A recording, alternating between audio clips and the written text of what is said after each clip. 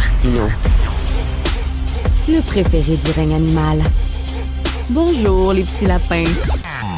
Petit lapin, petit lapin.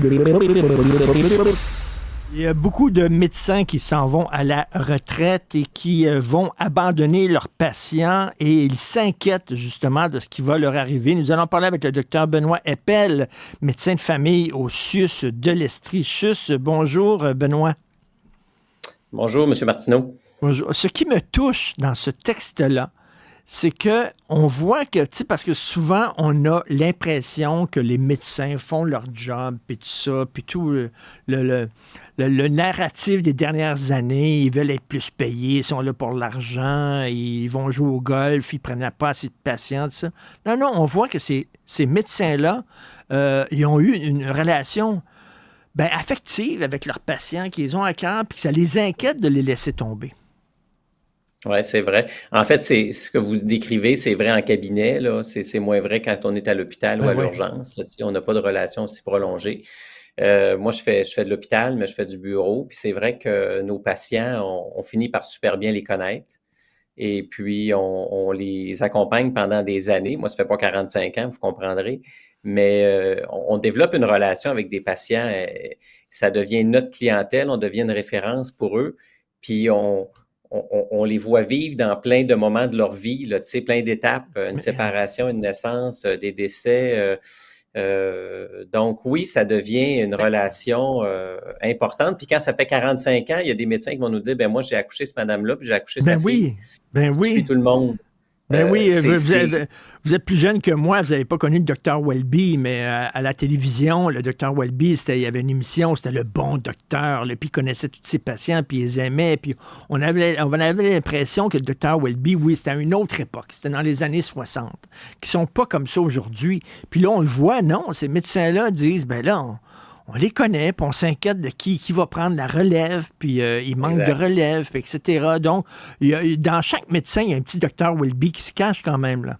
Ben, c'est clair. Puis des fois, les patients, ils sont surpris. Moi, j'en ai juste 875 à peu près, là, mais des fois, les patients sont surpris, ils viennent nous voir, puis ils nous racontent quelque chose, puis là, je leur dis, tu sais, il y a 5-6 ans, tu m'avais dit ça, là, il s'était passé ça dans ta vie, là. Oh, puis là, ils sont surpris qu'on se rappelle de choses comme celle-là, mais c'est vrai, là, on finit par nous aussi connaître, une fois qu'on les a devant nous, là, puis notre mémoire se réactive, on a accès à ce qui s'est passé dans le passé, puis on les connaît bien. Fait qu'après 40, 50 ans de pratique, les abandonner, puis après, c'est crève-cœur. Puis ces médecins-là là, qu'on a vus dans le Journal de Montréal, qui ont plus de 40 ans de pratique, ils ne lâchent pas des jeunes familles, là, souvent. Là, c'est des patients, quand tu es suis depuis 50 ans, tes patients, là, ils ont 70, 80, 90. Là. Hey, c'est crève-cœur en maudit de leur dire, retourne sur le guichet puis arrange-toi avec tes troubles. Là. Hein?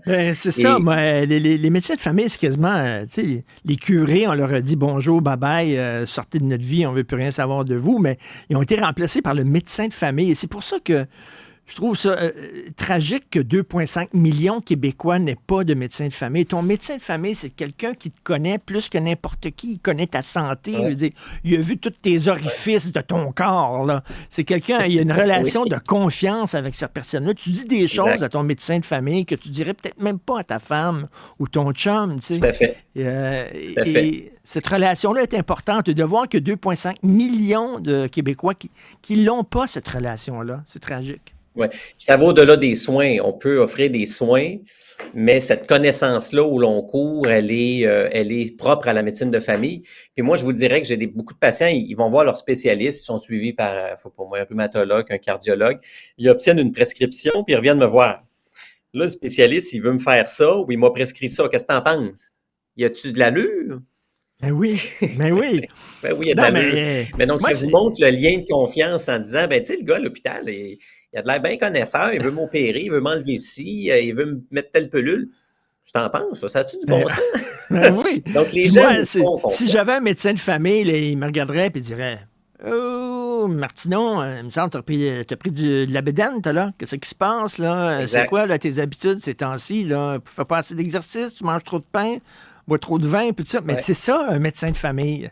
Exactement. Ou à l'inverse, des fois, je les vois rentrer dans le bureau. Je me sens que vous avez perdu du poids, c'est-tu vous, là?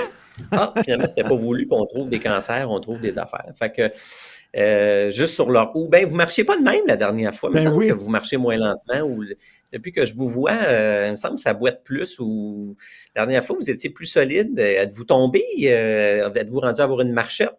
Donc Ben, ça, c'est c'est le ça. suivi longitudinal. C'est pas quelque chose que j'écris dans mon dossier non plus. C'est quelque chose qui est dans ma mémoire quand je vois le patient. Dire, lui, il a changé. Et Lui, il n'est pas pareil. on a tendance à sous-estimer cette relation-là Ouais, d'intimité, de confiance affective.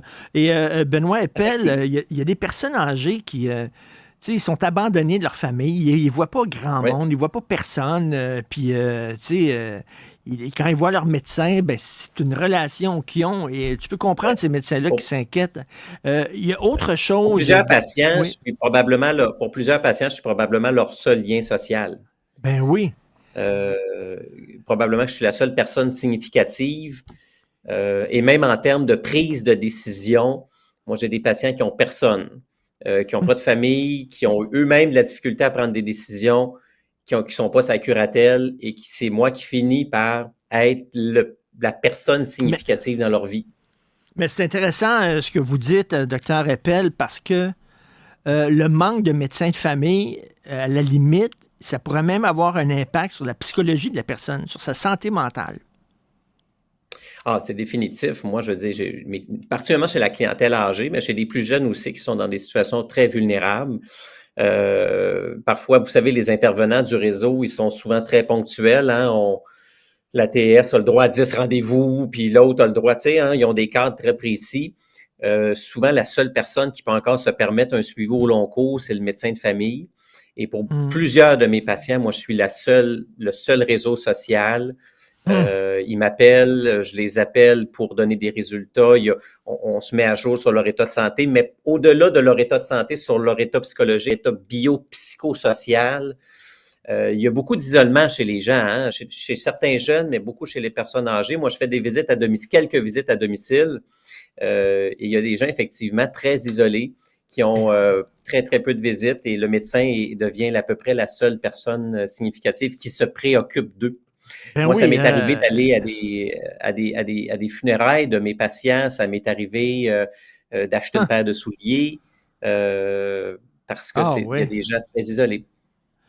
Puis il y a même des gens qui meurent des fois, puis ça prend comme une semaine Ouais, avant qu'on se rende compte qu'ils sont morts parce qu'il n'y a personne qui va les visiter. ouais. Il n'y a même plus de facteur qui va les voir, quoi que ce soit. Autre chose qui m'a marqué dans ce texte-là, c'est qu'il y a peut-être des médecins de famille qui vont prendre leur retraite un peu plus jeunes parce qu'ils sont complètement épuisés. Est-ce que ça vous surprend, ça? Ben, ça me surprend pas. Les médecins prenaient classiquement les médecins spécialistes encore pire, prenaient leur retraite vieux, là. Ben vieux. Vieux pour des travailleurs. Hein, chez les spécialistes, même en haut de 70 ans. On verra plus ça. Moi, je pense que ça, c'est derrière nous. Là, c'est une voie en espèce, c'est une espèce en voie de disparition. Les médecins de famille, il y a des changements sociaux. Là, tu sais, les gens, je pense que le travail, ça prend un peu la place que ça avait avant. Là, on est dans une société du bien-être, même si les gens ont l'air de moins bien aller qu'avant. Mais en tout cas, il y a la féminisation de la profession, ça, on ne peut pas le blâmer, mais 70% des nouvelles admissions en médecine, c'est Hum. des femmes. On ne va pas s'attendre à ce que toute leur vie professionnelle ait fait 50, 60 heures semaine, puis qu'ils travaillent jusqu'à 70 ans. Là, pas juste les femmes, mais les hommes aussi, mais la vie familiale change quelque chose. Et moi, je pense que de grands changements générationnels. Moi, je le vois, là, je vois les étudiants en médecine, je vois les résidents, je les côtoie, j'enseigne. Je paraphrase là, une phrase que j'ai entendue d'un psychologue organisationnel des HEC récemment. À une certaine époque, notre priorité comme enseignant, c'était l'acquisition de connaissances. Aujourd'hui, Hum. notre priorité, c'est le bien-être de l'apprenant. On leur enseigne à Hum. ce qu'il faut qu'il soit bien. Hein, d'ailleurs, nos externes, ces temps-ci, là, aujourd'hui, sont en retraite de yoga. Tu sais. Fait qu'ils vont arriver sur le marché du travail, eux autres, en disant, moi, il faut que je m'occupe de moi. Puis c'est vrai qu'il faut s'occuper de soi pour Oui, s'occuper des autres, oui, mais il faut beaucoup, je m'occupe de moi, il oui. faut que je sois bien. Mais quand ils vont arriver sur le marché du travail, ils vont avoir une méchante claque en pleine face parce que le milieu du travail, surtout en médecine, c'est pas tellement adapté. Eux, ils feront pas 45 ans là-dedans, c'est impossible. Impossible. D'ailleurs, on le voit de plus en plus, il y en a qui font quelques années puis ils s'en vont, ils font d'autres choses parce que ça n'a pas de bon sens. On leur a tellement enseigné à ce qu'il faut qu'ils soient bien. Oui. Il faut être bien pour s'occuper Oui, de soi.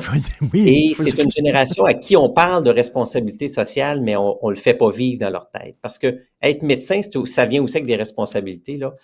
Il y en a 2000 qui appliquent, on en prend 200. On a un privilège social incroyable. On est bien rémunéré, mais ça vient avec une responsabilité à l'égard d'une communauté, un engagement important. Et ça, je pense que les nouvelles générations, là, on n'aura pas ça. Il faut C'est une donner job. de soi. C'est-à-dire, c'est bien Il faut beau qu'il soit bien. l'équilibre, le travail, mais Ouais. ma vie Oui, personnelle, oui. c'est important. Quand tu es médecin, et surtout médecin de famille, c'est que Benoît Appel, on accepte de sacrifier une partie de sa vie personnelle. C'est un engagement Il y qui a un est important. côté missionnariat là-dedans, là. Ouais, ouais. C'est pas une job. C'est pas une job. Puis un cours de médecine, c'est pas un cours de conducteur de pépines, là. C'est un engagement important à l'égard d'un groupe de patients et d'une communauté. Et on peut bien dire ce qu'on voudra. C'est pas je sais pas, le mot vocation, c'est grand, puis je rentre pas en religion, là. Mais reste que c'est une forme de don de soi, c'est une forme d'engagement à l'égard d'un groupe, et surtout dans des petits milieux, là. Le reportage, c'était des médecins de Mont-Laurier. C'est une petite Oui. communauté, Mont-Laurier. Il n'y a pas 250 médecins. Les gens n'ont pas la chance d'aller ailleurs pour pratiquer. Quand tu arrives dans un milieu comme ça, aux Îles-de-la-Madeleine ou à Gaspésie ou Drummondville, tu t'engages à l'égard d'une population. Et ça, je pense que ça va foncièrement se perdre dans le temps parce que je pense que de ce que j'observe, les gens, pour eux, c'est une job.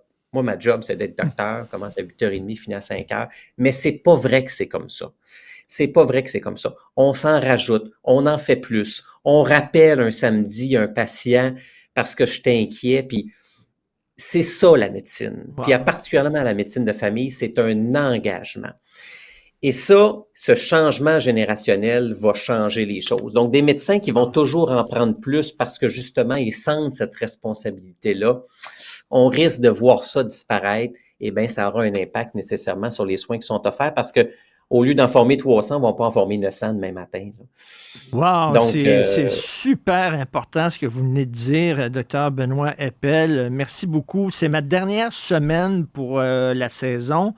J'espère qu'on va se reparler régulièrement à mon retour parce que j'adore avoir des discussions avec vous là-dessus. C'est bien de parler de structure, de réforme, puis tout ça. On en parle beaucoup, mais la vie d'un médecin, là, c'est quoi là, la vie d'un médecin? Puis on n'en parle pas suffisamment de ça. Et je veux continuer cette conversation avec vous. Merci, bon été. J'espère que vous allez quand même un peu tirer la plug et quand même un peu penser à vous là-dedans. Dans mon cas, 2 fois une semaine, beaucoup de garde, mais l'été est en général un peu plus tranquille en médecine de famille.